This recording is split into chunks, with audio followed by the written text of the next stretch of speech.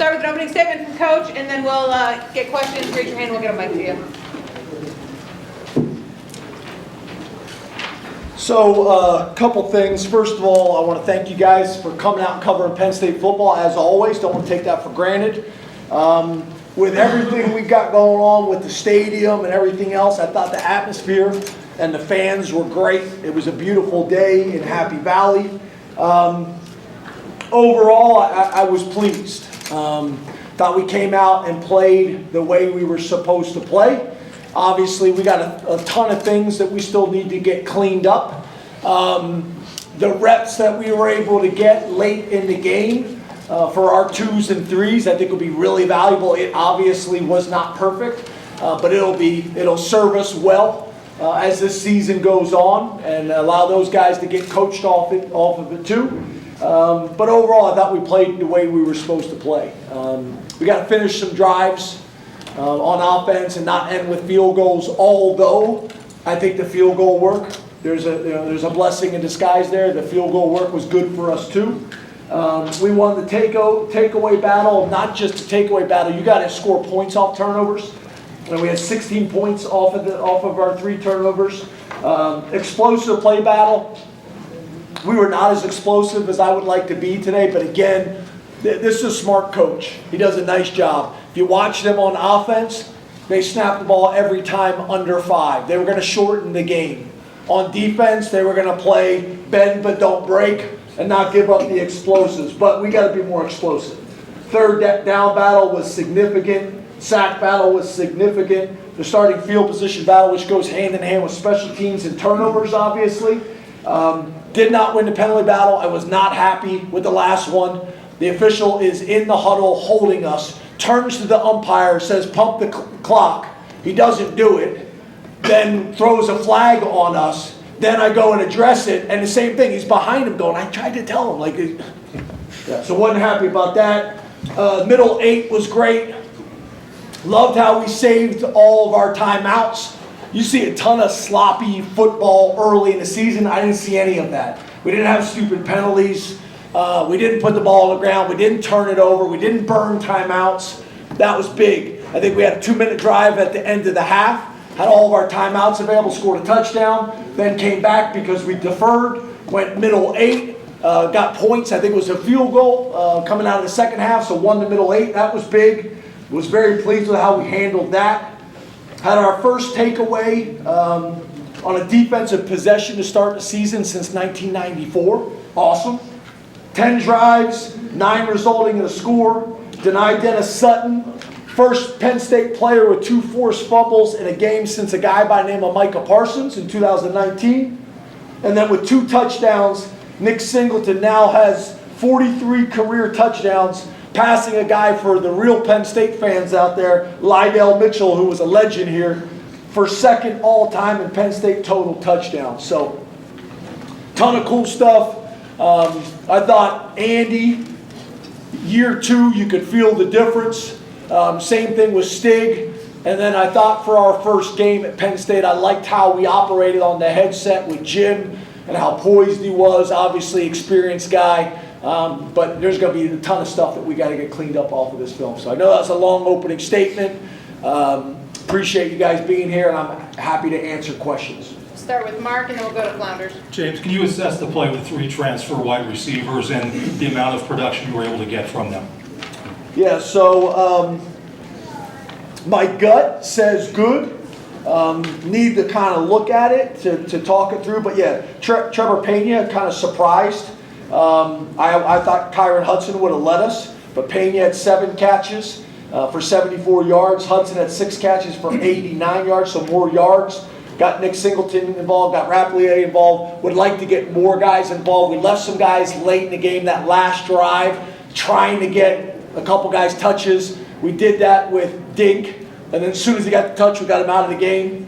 Tried to get a ball to Liam as well. But overall, good. Hudson looks very mature. He looks very poised. He almost came down with that ball that was left behind him in the end zone. Should have been a touchdown to start the game. But he just looks mature and strong and confident. Obviously, Pena did some really good things. we'll continue to get Ross involved as well. And then we'd like to get more of the tight ends involved earlier in the game with the weapons that we have at that position. But overall, really good game one. But we got to take a step. We got to take a significant step between game one and game two, and this will be great film to do that off of. Bob and then Rich.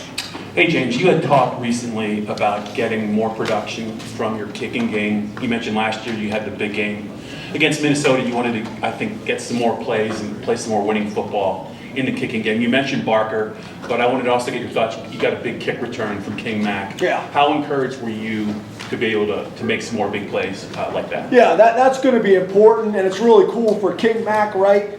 You know, I'll say he made a mistake, left, figured it out quick, came back, and the first game back, he's got a huge play for us. So, you know, that was cool. He broke us down there at the end. The 4 for 4 on field goals were huge. The only thing that was somewhat disgusting was the 2-point fake field goal. That was probably the only thing in the game that was disgusting, but everything else pretty good. And the kicking game was overall good. I would have liked to see us cover kicks a little bit better. That could be improved. It was great to see. I think it was Darius Dixon on the backside came in and had a knife tackle. That was a thing of beauty. But there's some things that we got to get cleaned up. It was nice to see us make some big plays. The kicks, the kickoff return. I'll be interested to see who tackled him and if he got walked. Rich and then Pickle. James, to your right. To your right. You mentioned the. Wait, isn't this your seat here? No, I had to fight through the crowd. I got here late. It's no problem. Well, some of you guys have seats. No, That's Audrey's seat. Some of you guys. I'm good here. I'm good. No. You're a legend around here. We got a group of guys who've been doing this for a long time. You should have your seats. We should have little nameplates.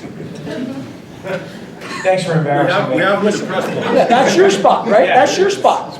Yeah, this is my old buddy's spot, so I stood here. Yes, sir. Anyway. You just want to ask your question. That's all I want to do. Yes, sir. You mentioned the red zone. Why do you think you struggled inside the red zone? Was there a common theme and also with the running game? Yeah, I don't know if I would describe it as struggle, but the reality was I told Andy to call a couple plays that wouldn't convert so we could work on our field goal.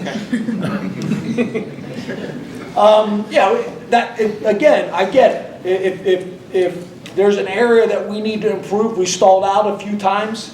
I don't want to give you the coach answer that you guys hate, which is I got to watch the tape to decide. But obviously, we didn't execute down there. And we need to do that. I thought our run game, especially our outside zone stuff, could have been better. But yeah, we stalled out there. Now, exactly why, I don't have that answer for you right now. I will on Tuesday or Wednesday whenever we get together. But yeah, if you're going to critique, that's an area that deserves to be critiqued.